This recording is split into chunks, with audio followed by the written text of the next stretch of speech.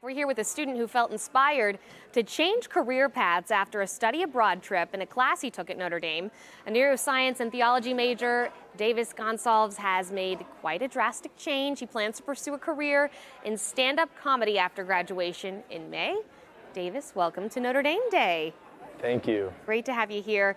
Can you tell us about how you went from neuroscience and theology to comedy of all things? It's quite a pivot. Yeah, well, I don't think my comedy excludes my neuroscience and theology necessarily. I'm interested in neuroscience and theology, but stand-up can kind of come from any sort of background, I guess. I'm not just throwing everything out there and trying to do comedy in New York. I still plan to have a job and everything. I think neuroscience and definitely neuroscience helps that one.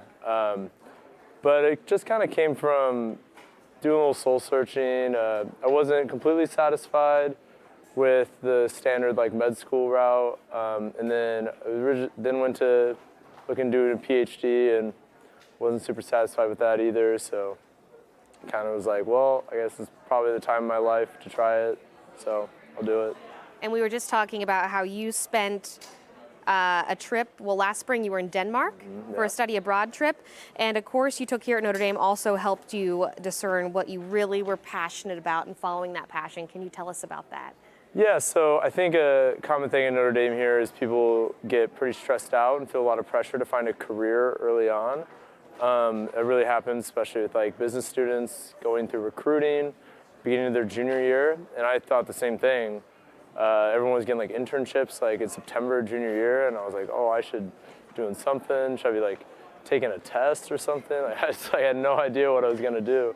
And then I went abroad in the spring, and there I met a lot of kids that didn't go to Notre Dame. It was an international abroad school, and a lot of people were just like, yeah, I'll figure it out when I graduate, I guess. And I don't want to go completely that far on the pendulum, but I still thought, I was like, maybe I don't have to stress too much. Maybe this is a time to kind of try something I'm passionate about.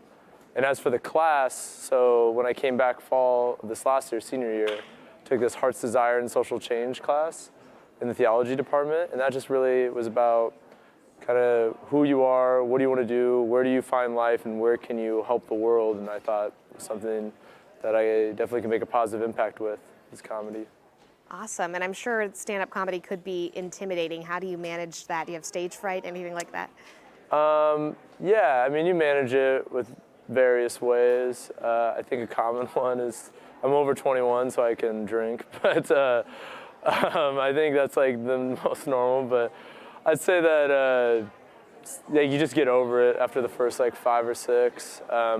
I've always been comfortable around, in front of people and around cameras. I don't think I'm too nervous right now, so. You're doing really well. Thanks. What would you say to other students who might want to follow this path?